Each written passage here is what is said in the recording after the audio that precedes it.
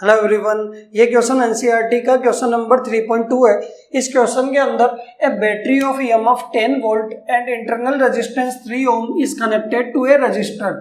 If the current in the circuit is 0.5 ampere, what is the resistance of resistor and what is the terminal voltage of the battery when the circuit is closed। इस question के अंदर हमारे पास एक battery है जिसका EMF given है 10 volt, ठीक है, और उसका इंटरनल रेजिस्टेंस भी गिवन है 3 ओम। और ये कह रहा है कि अगर इस बैटरी को हम क्या करेंगे, किसी एक्सटर्नल रजिस्टर से कनेक्ट कर देंगे तो उसके अंदर करंट फ्लो करने वाला है 0.5 एम्पियर।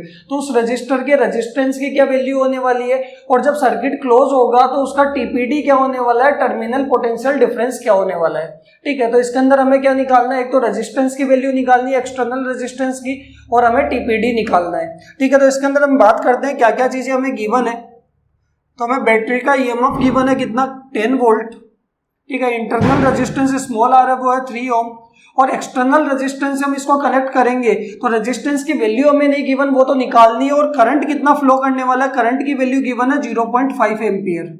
ये तो तीनों चीजें हमें गिवन है। फाइंड हमें क्या करना है, तो हमें एक तो एक्सटर्नल रेजिस्टेंस जो कनेक्ट करने वाले हैं उसकी वैल्यू निकालनी है, और सर्किट के अंदर कितना टीपीडी आने वाला है जब सर्किट क्लोज होगा, तो टर्मिनल पोटेंशियल डिफरेंस क्या होने वाला है। ये दोनों चीजें हमें निकालनी है। ठीक है, तो देखो इसको सोल्व कैसे करेंगे।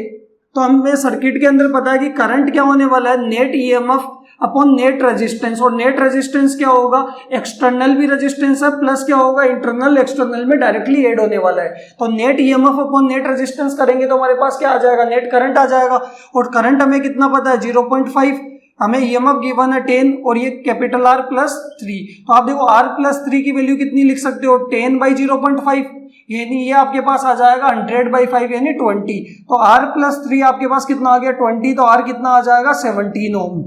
बताओ, क्लियर है। ये आपके पास फर्स्ट का आंसर, कि हमें पता है कि नेट करंट क्या होने वाला है, net EMF upon net resistance. ठीक है, रेजिस्टेंस क्या है सर्किट के अंदर, एक तो सेल का खुद का इंटरनल है बैटरी का, और एक्सटर्नल हम उसके अंदर बैटरी से क्या कर रहे हैं, कनेक्ट कर रहे हैं। तो ये आपके पास आ गया 17 ओम।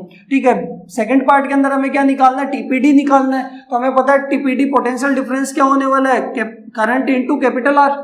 ठीक है, तो V कितना हो जाएगा, करंट तो हमें पता है 0.5, और कैपिटल आर आपके पास कितना है, 17। तो आपके पास पोटेंशियल डिफरेंस आने वाला है, टीपीडी आने वाला है। बताओ, क्लियर है यहाँ तक। तो रेजिस्टेंस हमारे पास आ रहा है 17 ओम, और टीपीडी हमारे पास आ रहा है 8.5 वोल्ट बैटरी का।